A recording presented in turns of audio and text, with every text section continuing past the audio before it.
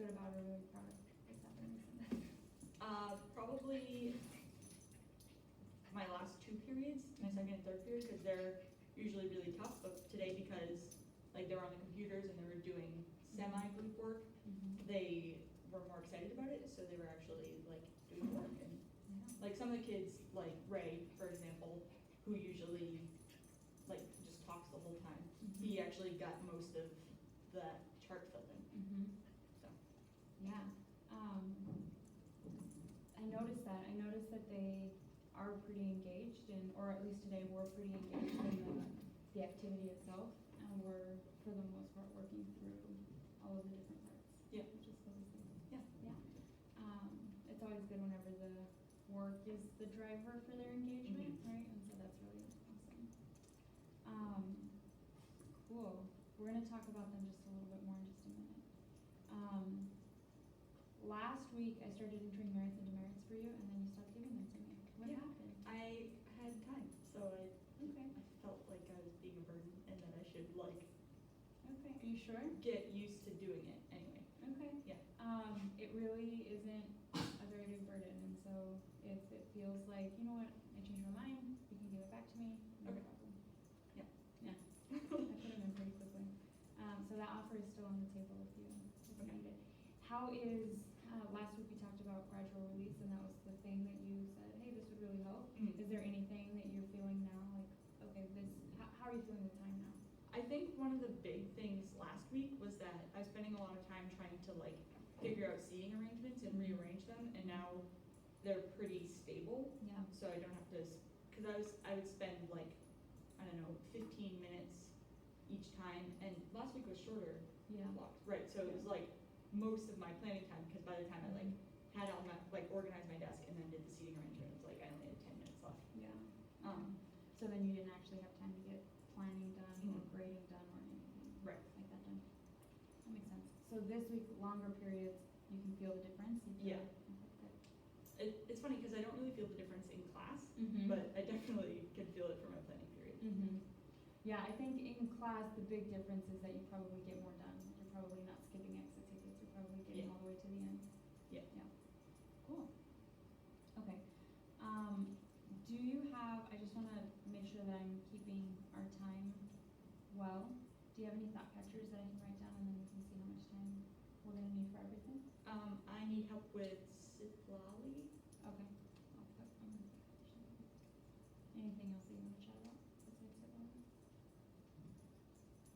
No? Okay, cool. So we'll come back to Sitlali at the end. I read your email that you sent, so, Yeah, and then we had another discussion after I sent the email. okay, She was fighting with me about dress code. great. Let's circle back to her in a minute. Okay, let's talk about in classroom. So last week we talked about your continuous learning goal, and you said that one thing you really wanted to work on to start off with was behavior management. So I was really thinking a lot about that when I was in your class last period, and was just thinking about what are the expectations right now, and how is it impacting students' work. And so I think that the work was engaging for them, and so they had this natural driver to do it. They liked Googling, they liked researching, they liked plugging it in.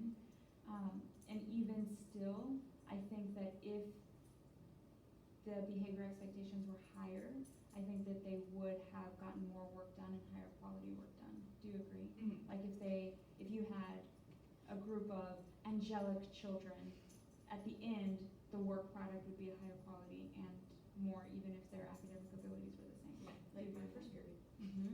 My first period is my like comparison of how my behavior went for the day, because they're always like 100% with it. So if like any of the other classes are lacking compared to the first period, it's like there was something going on. Yep, and so I think that there are some small things that I want you to try doing now to see if it can change that behavior. Okay. And tell me if these things are things that you feel like you already did, and then we can adjust from there. So one thing is really simple. It's when you're talking, get them to listen. And so the reason I say that is because there was a moment when you started giving them directions, but you didn't ask for their attention. You just gave them directions, and then and it was whenever you said, I'm about to start opening up your docs, and so you're going to see me in the corner if you see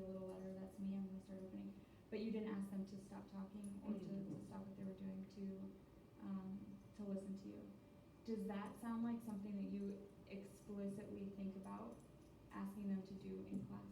I usually do it, I think it was, that one was just more of like an aside, and that's why I didn't Okay. think of it that way, but I guess it would be better to do it all the time. Yeah, I think especially with classes like that one, Yeah. the more that you can like pause them, calm down, listen. Okay, now let's go. So that was one. The other one that I was thinking a lot about is I'm actually curious what I kind of want to backwards plan the start at the end and back the conversation up a little bit. So what would that have looked like if they were all doing exactly what you wanted them to do? So what did it look like in first period in comparison to third period? So they were all sitting at the seats where they originally started and were working like just quietly, and they were acknowledging my comments on the whatever Google Classroom. Did you give those expectations to third period? I told them that they had to stay at a level 1 and that they needed to like talk with their elbow partner, but I didn't explicitly say that they needed to stay in their original seats. Okay, can I write them right here? Yeah. Level 1, elbow, and you didn't say the seat thing, but Right. is something the first period did. Cool. When you say level 1, have you ever modeled for them what level 1 is? Okay, so this might be something good, especially other people have, but it doesn't matter, because when they come into your room, they're wondering, what are Ms. Shanks' expectations and what does this mean for her? You know what I mean? And so really modeling for them, and maybe even for a while until they get it, reminding them, this is a level 1, or like, reminding them of what it means. And reminding them of what an elbow partner is. So maybe even saying, okay, we are gonna work with our elbow partner. I want everybody, when I say 3, to actually tap elbows with your elbow partner and hold it until I give you a thumbs up. Because there's some ambiguity there, right? Like, are you my elbow partner? Are you my elbow partner? Are you my elbow partner, right? Yeah. And so like really being super explicit with them and checking that they understand your expectations, so that then it's really easy for you to give consequences when they don't follow through. Because I'm imagining what probably happens is you say level 1, and then you say with your elbow partner, but then you start to realize as they're working, okay, I didn't tell them that they couldn't get up. This is kind of getting a little bit above a level 1, but the line is a little bit gray. That's not really their elbow partner, but it's somebody sitting next to them, right? So they will, classes that struggle with behavior really love the gray areas, because that's where they find it and then they really go into it. Yeah. Does that make sense? Yeah. Okay, can we practice these 2 things real quick? Do these things resonate with you? Like modeling this expectation, really explicitly having them show you, and then naming the seat expectation. Do you think that if you had done that would have? Yeah. In the afternoon, is there a class or classes that struggle in a similar way? Yeah? Yeah. Okay, great. Let's keep that class in mind. Are they very similar to third grade? Okay, great. If not worse. Which class grade? 6. 6, okay. Great, so keep that class in mind. I'm gonna do this part once, and then I want you to, and then we'll deconstruct it. So I'll pretend like I'm you. Okay. And then we'll deconstruct it a little bit, and you'll tell me like, I could do this, I couldn't do that, or like, we'll talk about your style, and then you'll do it once. Okay. Cool? Yep. Okay. Azara, you're my only student in here, okay? So you need to follow my directions. Can I get everyone's eyes on me in 3, 2, 1. Zion, I'm waiting for you. For all 3. Zion, I'm waiting for you. So, eyes up here. All right, great. We are there. We are about to move into some group work, and in the group work, we're going to be talking at a level 1. I am not talking at a level 1 right now. I'm talking at a level 2. A level 1 is a whisper. So I want everybody to turn to your neighbor and whisper something to them, and then I'm going to call us back. Go. Go back together in 3, 2, 1. That is a level 1. If you are talking above a level 1, you will get a consequence. So please make sure that you're helping contribute to a level 1 classroom. Second expectation is that we are only working with our elbow partners. So I'm going to count to 3, and on 3, I want you touching elbows with your actual elbow partner. There might be some confusion, so if you have 2 elbows touched, we need to fix that real quick. 3, 2, 1. Okay, that's not your elbow partner, that's your elbow partner. You guys touch elbows. Great, great, great. You don't have an elbow partner. Okay, we're gonna have to get you an elbow partner. You don't have one. You guys are gonna have to move in just a second. Great, okay. Last thing is that seats have to be your actual seats. You have assigned seats, stay in your seats, do not get up. If you're up, automatically it's a consequence. We just need to make sure that everybody's doing what they're supposed to be doing. Ready for group work? Go. Okay, so what in there resonates with you? You could do it. What in there's like not really your style? Well, the only thing that I was thinking is, for my 6th period class, I have like 27 kids in here. So whenever they do like elbow partner, it's actually just the 3 of them, because that's Mhm. easier than trying to shift half the class together. Yep. But Yeah. is there like a different word for that, or should I just say like, Table groups. okay, Yeah. So you could say, or your elbow partners. yeah, Like everyone should have 2 elbow partners, or whatever. Or Mhm. just like point to the people in your group. Who can you talk to? We're talking in groups. Who can you talk to? Everyone should have 2 fingers pointed at 2 different people. okay, And that person is next to you, not across the room. yeah, Yeah? Yeah. Okay, you wanna try it? sure. And can I just have another thing for the circle back before I forget? Yeah. The period 6, level 0. I just want to come back to that. Okay, good. Period six, level zero. Got it. Okay. We're both students now, is there? She's watching me. Eyes on me in 3, 2, 1. Still waiting on a couple in the back. Thank you. Okay, so next we're going to be moving into group work, and you guys are going to be at a level 1 for this. Right now, I am not speaking at a level 1. This would be level 1. So level 1 is a whisper.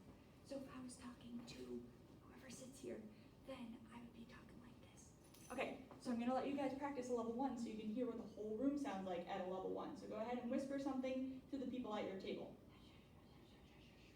Awesome. Coming back together in 3, 2, 1. Great. Okay, so now we know what a level 1 should sound like. If it gets above that, then we're going to have to go to a level 0. Also, while we're doing this, you will be talking with your elbow partners. So that means the people that are at your table. So if you're at table 1, it'll be the people at table 1. If you're at table 2, it'll be the people at table 2. Table 7, who are you allowed to talk to? Yes, exactly, table 7 people. Great. Also, while we're doing this, you will be staying in the seat that you are in now. If I see you get up, there will be a consequence for that. Are there any questions? Awesome. Great. That's a little fun. I think that the only thing that I would say is the reason to have kids point, or the reason to have kids whisper, is so that you can actually check for understanding and to make sure that everyone was actually listening. Because there are those times whenever somebody's talking and you're like, but nothing's actually sinking in. Yeah. You know what I mean? And so whenever they do this, you can scan the room and then you can see, okay, he was confused because it took him a second, but now he's pointing, so I can hold him accountable because he knows too. So you could like see Zion being like, right? Yeah. So that'll just help you check for understanding. Okay, let's talk about level 0 with 6th period. So whenever they're doing work that's supposed to be at level 0, a lot of them are talking, but I feel like everybody is. And then if I walk around and like say I went to table 7 and I don't know if everybody at table 7 was talking, so I don't want to hand out demerits to everybody. But then as soon as I like go check on table 2, they're not talking anymore now. But then table 7's talking again, and I still don't know who at the table was talking. So I'm having a hard time being like handing out demerits for talking when they're not supposed to be, because like I feel like I'm just constantly moving. Do you do participation points or anything like that? I in that class especially, I tend to give out merits for students who are being at like a level 0 and doing what they're supposed to. Okay.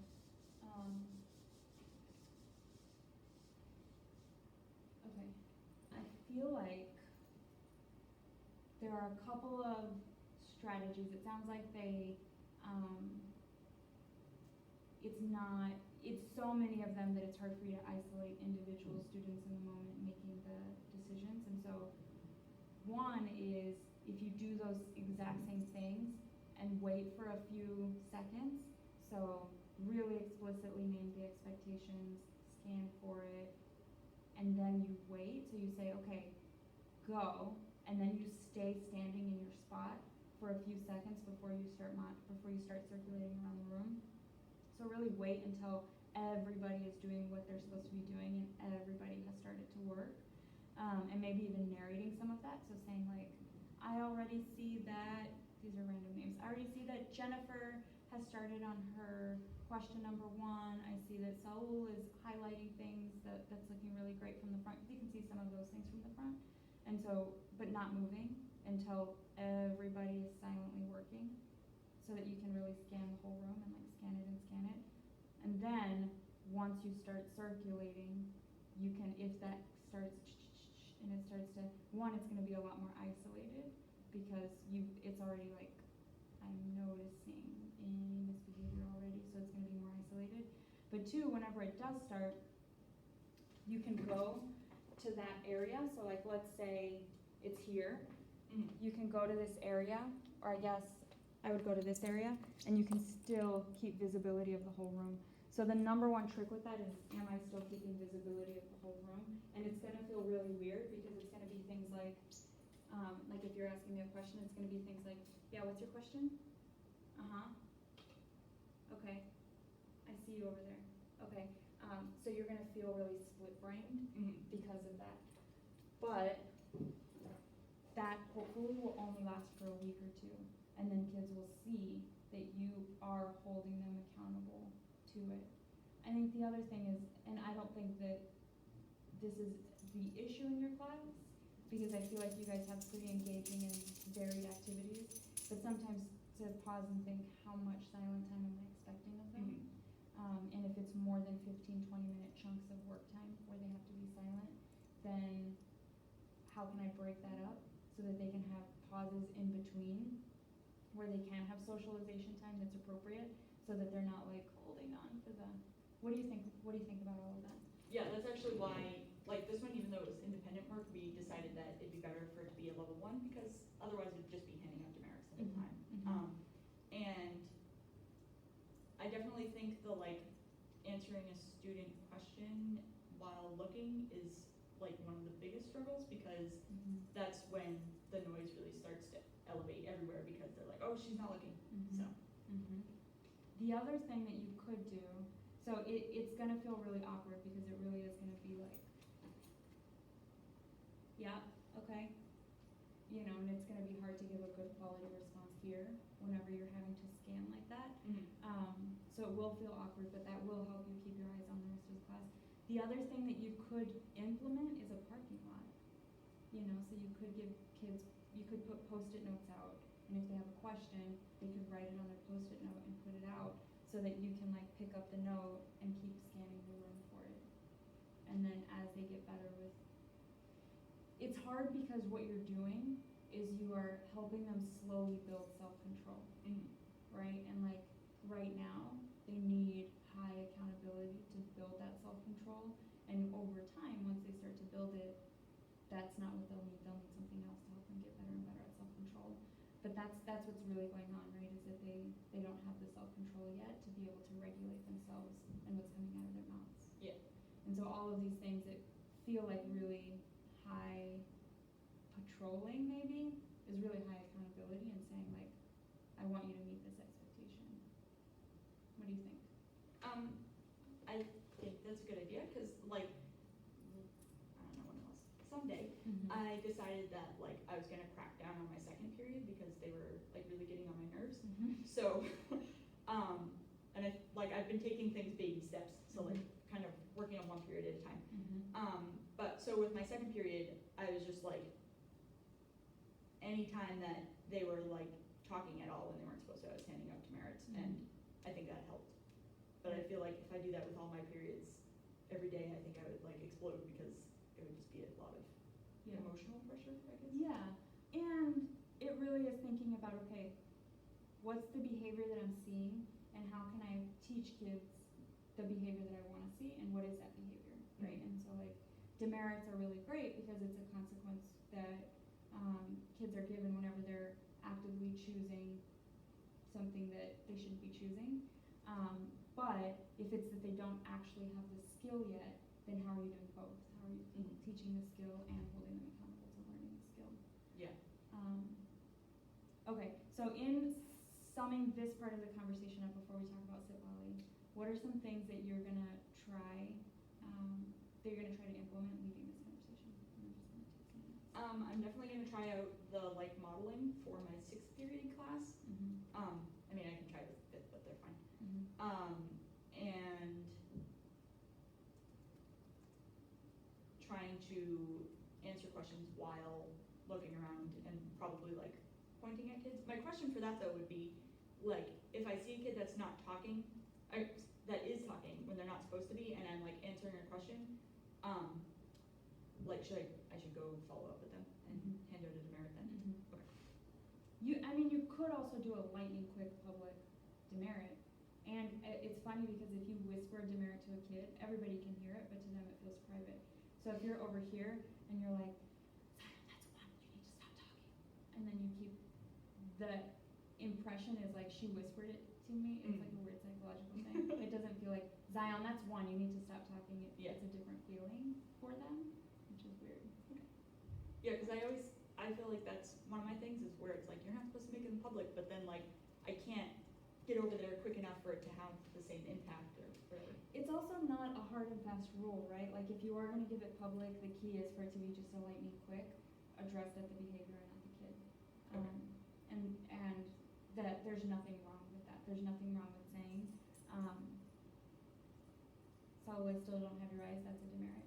And then just keeping going. Don't give them any space to react. Don't even wait for it. Just like,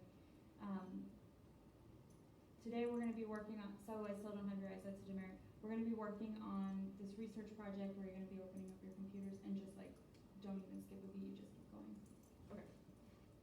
Yeah, so then it feels like, I don't even have space to, okay, so tell me one more time. You said you're going to, with 6th period, and actually, sometimes it's better to practice, because you said 5th period doesn't need it, but if you practice it with 5th period, it'll feel more natural whenever 6th period gets it and they need it. So it could be good for you to do.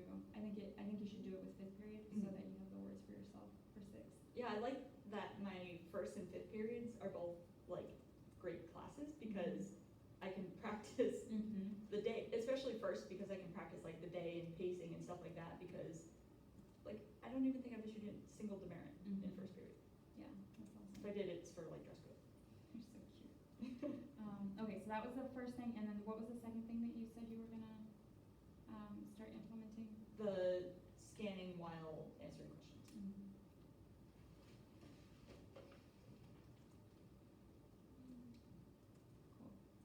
Cool. Awesome. Okay. Okay, so tell me what you've noticed. What are some of the behaviors that you're noticing, and tell me what are some of the ways that you've addressed the behaviors already. So she pretty much just comes in, like sits in the back seat and Is Sandra Sansi? yes, because I asked her if she wanted to sit anywhere else, and she said she was like terrified and said no. So I was like, okay, you can sit there. So half the time she doesn't actually grab what she's supposed to.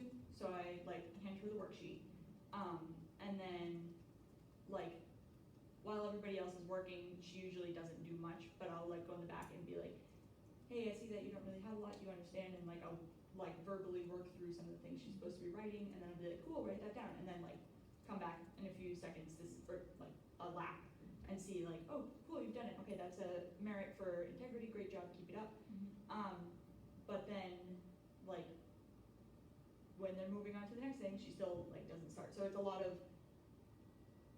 I feel like she's, it's gonna sound mean, but I feel like she's bleeding a lot of my time because I could be, helping all these other students, but instead I'm like trying to rip these answers out of her.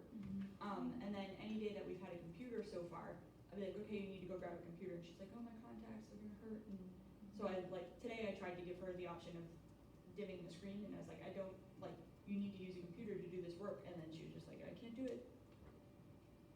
So I I didn't want to give her a demerit for that until I spoke to somebody else because she said that it was hurting her eyes, so I didn't want to be like, that's a demerit. She's like, and then at the end of class today, I was like, okay, so, I'm gonna talk to whoever, but I also, like, you're out of uniform right now. It's like, you need to tuck in your shirt and you need to tuck your, necklace in. So she like starts tucking in her shirt, and I was like, and you gotta tuck in your necklace too. And then she was like, why do I have to tuck in my necklace? And I was like, actually, because some necklaces represent games. And then she was like, this isn't a game, look, it's just a plain necklace. And so we were talking for like 3 minutes, and then I like, was like, well, we had reached a point where it wasn't going anywhere. So I just kind of stepped away, and then I was like, oh crap, like that's, like, she didn't correct it. So I went back and I was like, so right now you have the option that you can either fix it and you'll get the 1 demerit for the dress code violation, or it's 3 if you don't fix it. And she was like, oh my god, this school's so stupid, and then like tucked it in. But Okay. Have you noticed, what academic deficits have you noticed in her? Strengths or deficits, I guess, academically have you noticed? I mean, it's hard because like she just does so little that she'll answer the questions that I ask her as long as I'm asking her, but she pretty much won't do anything on her own. When she answers the questions, is she answering incomplete sentences? Is she answering correctly? Is she answering? She's usually answering correctly, but it's like with a lot of prompting. Like I scaffold the responses for her.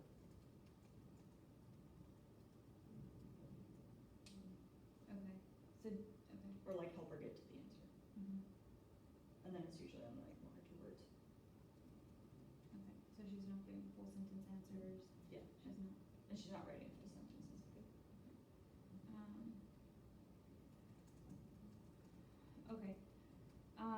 So I think that a lot is going on with Zilali. She is definitely not super happy to be here. Yeah. And I think that a lot of her behavior is rooted in that. And I think that a lot of the reasons why she is not happy to be here have to do with a lot of kind of regular teen stuff, like self-confidence and friends, and she's pretty low academically.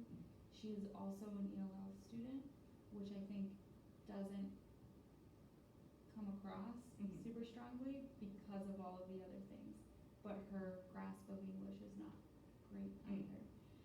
And so I wonder with her, if really paring back the work, if you're not getting anything out of her right now anyway, Yeah. then giving her something super bite-sized that she can do, and then giving her a lot of positive attention only, so that she's not taking all of that time. The other thing is that, so I'm giving a lot of things right now, I'm kind of brainstorming out loud. The other thing is that she is a boundary pusher, and that's what she's doing right now. She's figuring out where are everybody's boundaries and what am I allowed to do and not allowed to do in each class, right? And so like, I think that if you have given her academically appropriate work for her level and have given her a lot of really positive encouragement, like, you got started already, even if it's just your name on the paper, like, oh, I'm so glad that you got started already, that's wonderful. I'm excited to see what you have on your do now whenever I circle back in just a minute, because I know that you're gonna come up with something great or something like that, and if it's something that is at her level that she could do. And then when she's not meeting expectations, really giving her consequences for it and moving up the ladder so that she sees these are the boundaries. These are the boundaries for Ms. Shanks. She's giving me work that's at my level. She's giving me a lot of positive praise, and if I'm still not doing it, then she needs to move up the consequence ladder so that she can get the higher level supports that she needs, right? Okay. You don't have the capacity to do more than that in your classroom when you have 20 other students. Right. Yeah, because I feel like, I don't know, a quarter of my class is spent trying to get her where she needs to be. And that's not fair. Right. It's not fair to everybody else, and it's honestly, it's not exactly what she needs. Yeah. Right, like what she needs is academic work at her level and high expectations that she's being held accountable to. Besides that, she's making a lot of choices that are taking a lot of time away from other people. Yeah. When do you have Sitlali? You had her already. Second, yeah. Okay, what do you want to try with Sitlali? What are some things that you want to try with Sitlali? I'll talk to Catherine about like what are some ways to simplify the work, cause I know she has some like sweeps kids, so maybe we've been doing like ELL handouts, Yeah, they've been great. and then maybe we can add like a simplified one too. And it doesn't even have to be a new handout, it could even just be like highlighting or boxing the parts or starring the parts that you really want her to focus on, Okay. right? Like it doesn't have to be a whole new thing. Yeah. It could be like, highlighter, here, this section. Okay, and I think also, I like the idea of positively, encouraging rather than, cause like right now I feel like I'm doing a lot of, oh, try to at least get this one done. But instead being like, oh, you already, got started, that's great, let's see how much you can get done by the time I get back. Yeah. And then, but I'm still, I don't know what to do about the computer.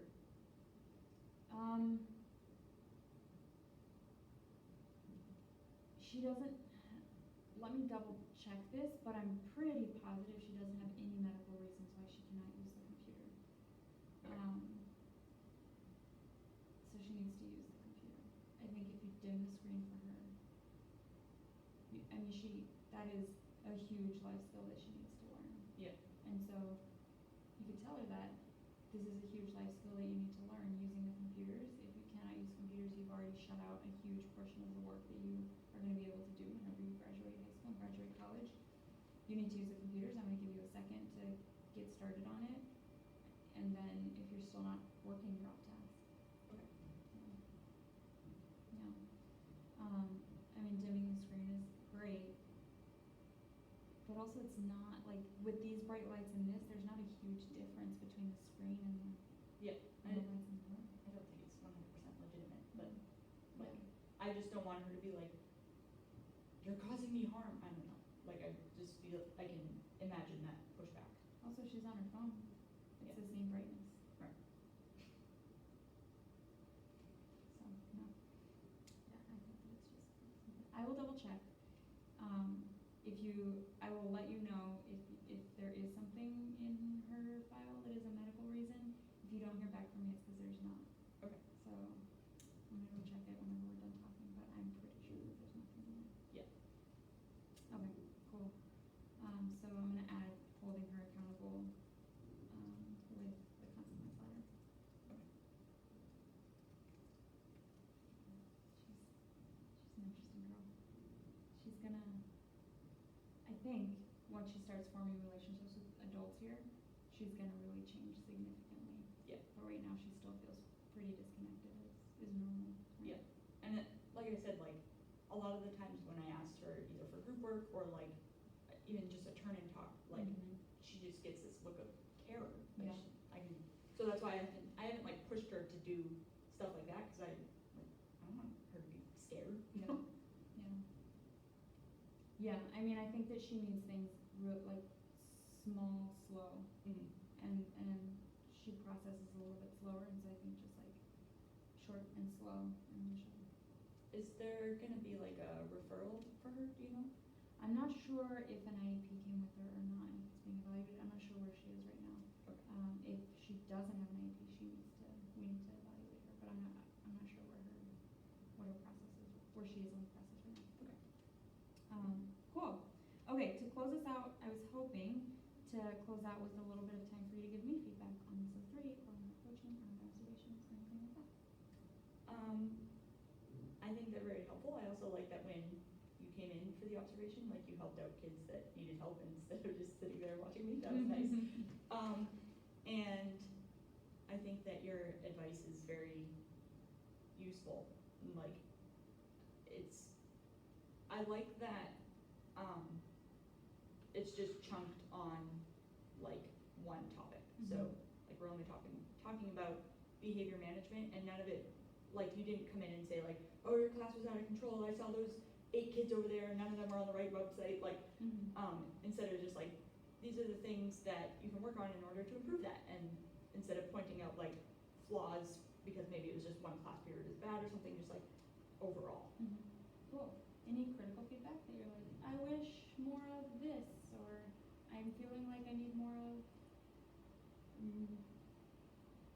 No. Well, the only thing, this is kind of a bigger topic, I guess, is that there's no cell service here. Mm. And a couple times I've group me'd either you privately or the whole group Mhm. for like, it was actually Sitlali, Mhm. and I didn't get any responses.